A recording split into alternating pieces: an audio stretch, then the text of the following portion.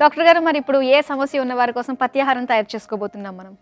అంటే ఏవైనా సమస్యలు ఉన్నా లేకపోయినా కానీ జీర్ణశక్తి కనుక ఎక్కువ లేదనుకోండి, తేలికగా జీర్ణం అయ్యేది తీసుకోవడం ఎప్పుడు మంచిది. జీర్ణశక్తి కొంచెం అటు ఇటుగా ఉన్నా కూడా తేలికగా జీర్ణం అయ్యేది తీసుకుంటే ఆరోగ్యానికి మంచిది. అందుకని తేలికగా జీర్ణం అయ్యేటువంటి పథ్యాహారం ఎవరైనా చక్కగా ఈజీగా చేసుకోవడం, ఈజీగా తినగలిగినటువంటి ఒక మంచి పథ్యాహారం చేద్దాం. ఓకేనండి.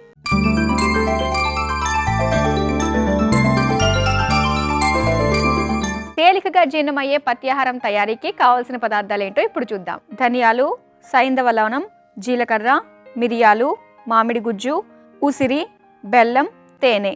కావాల్సిన పదార్థాలు ఏంటో చూసారు కదా. మరి ఈ తేలికగా జీర్ణమయ్యే పత్యాహారం ఏ విధంగా తయారు చేసుకోవాలో డాక్టర్ గారిని అడిగి తెలుసుకుందాం. డాక్టర్ గారు మరి ఏ విధంగా తయారు చేసుకోవాలి? ఇది తయారు చేసుకోవడానికి మొట్టమొదటి మనకు కావాల్సినటువంటిది మామిడి గుజ్జు. ఇందులో మనం ఎక్కువ ప్రధానంగా వేసుకున్నటువంటిది ఈ మామిడికాయ.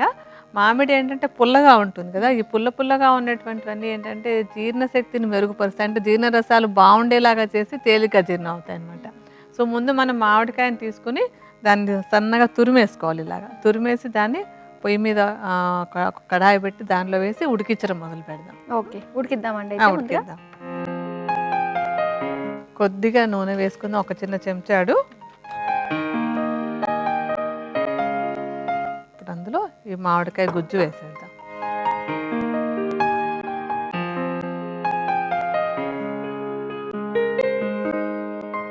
ఇప్పుడు ఈ మామిడికాయ గుజ్జుతోటి పాటుగా మామూలుగా అయితే మనకి ఉసిరికాయలు, పెద్దగా ఉసిరికాయలు ఉంటాయి కదా, ఆ ఉసిరికాయలు కూడా ఇలాగే గుజ్జులాగా చేసుకుని వాడుకోవాలి.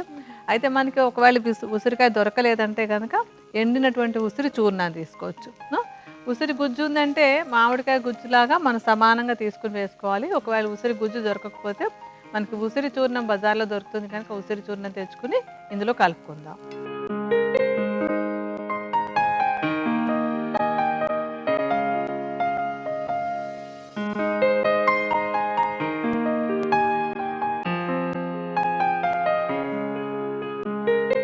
ఈ మామిడికాయ గుజ్జు అది ఉడికేలోపు మనం మిగతా వేసుకోవాల్సినటువంటి వస్తువుల గురించి చెప్పుకుందాం. ఇప్పుడు ఇందులో మనం వేయడానికి ఏంటంటే కొంచెం మిరియాల పొడి తీసుకుందాం.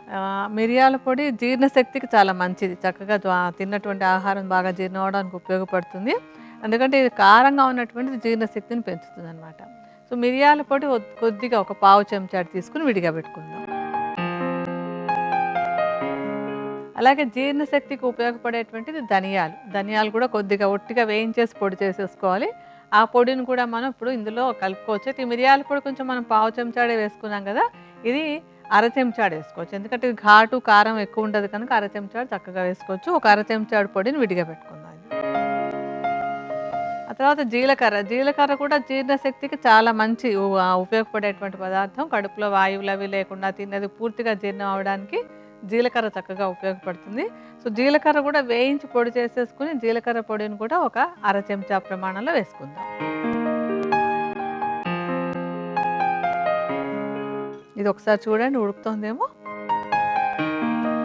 చూడండి, సరిపోతుంది. చక్కగా చాలు ఉడికిపోయింది. అది కొద్దిగా ఒకసారి కలిపేసుకుంటే చక్కగా మెత్తగా ఉడికింది కనుక ఇది అయిపోయినట్టే కదా. ఉడికింది కదా, మనం ఇప్పుడు పెట్టుకున్న పొడిని ఇందులో కలిపేసుకుందాం.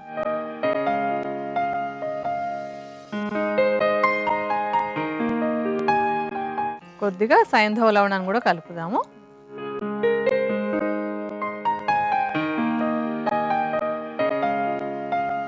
ఇది ఉడికిన తర్వాత మనం ఇందులో కొంచెం బెల్లం కలుపుకోవాలి.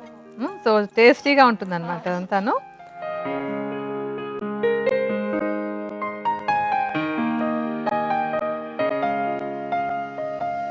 పులుపు, తీపి, కారంగా ఉన్నవి, ఉప్పు అన్ని కలిసి చాలా మంచి టేస్టీగా తయారవుతుంది. చాలా బాగుంది. స్మెల్ కూడా చాలా బాగుంటుంది. మంచి మామిడికాయ ఉసిరికాయ వాసనలు వస్తున్నాయి కదా. అవును. అయితే ఒకవేళ మామిడికాయలు లేని సీజన్లో అయితే ఏం వేసుకోవచ్చు అంటారు పులుపు కోసం? మామిడికాయలు లేని సీజన్లో ఏంటంటే మామూలుగా మనకి మామిడి ఒరుగుల్లాగా ఎండబెట్టి ఉంచుకుంటూ ఉంటారు. మామిడికాయని ఎండబెట్టినటువంటి వాటిని వాడుకోవచ్చు. లేదంటే కొంచెం ఆమ్చూర్ పౌడర్ తోటనే చేసుకోవచ్చు. కానీ గుజ్జు ఉంటే మనకి ఆ టేస్ట్ వేరుగా ఉంటుంది, ఫ్రెష్గాను. సో ఎండాకాలంలో వాడుకొని మిగతా టైంలో ఎండబెట్టి ఉంచేసుకోవచ్చు. మామిడికాయలు మనం ఎప్పుడు చాలామంది చేస్తారు కదా ఒరుగులు అని చెప్పేసి, కాలంలో మామిడి సీజన్లో ఉన్నప్పుడు ఎండబెట్టి ఉంచుకుంటాం కనుక వాటితో తయారు చేసుకోవచ్చు.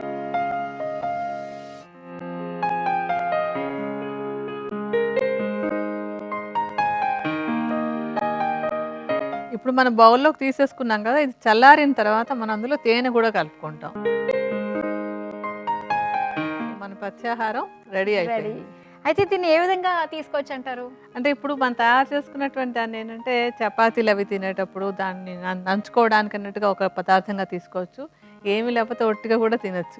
ఏదైనా తిందాం నోటికి అనిపించినప్పుడు ఏవేవో అక్కర్లేనంటే అనారోగ్యకరమైన పదార్థాలు కాకుండా ఇప్పుడు మనం ఆరోగ్యవంతంగా తయారు చేసినటువంటి తేలికగా జీర్ణమయ్యేటువంటి ఈ పత్యాహారాన్ని ఒట్టిగా కూడా తినొచ్చు. కొంచెం ఒక కప్లోకి తీసుకుని, లేకపోతే చపాతీలో నంచుకుని తీసుకున్నా కూడా ఇది చాలా బాగుంటుంది. రుచి బాగుంటుంది, తేలిక అరుగుతుంది.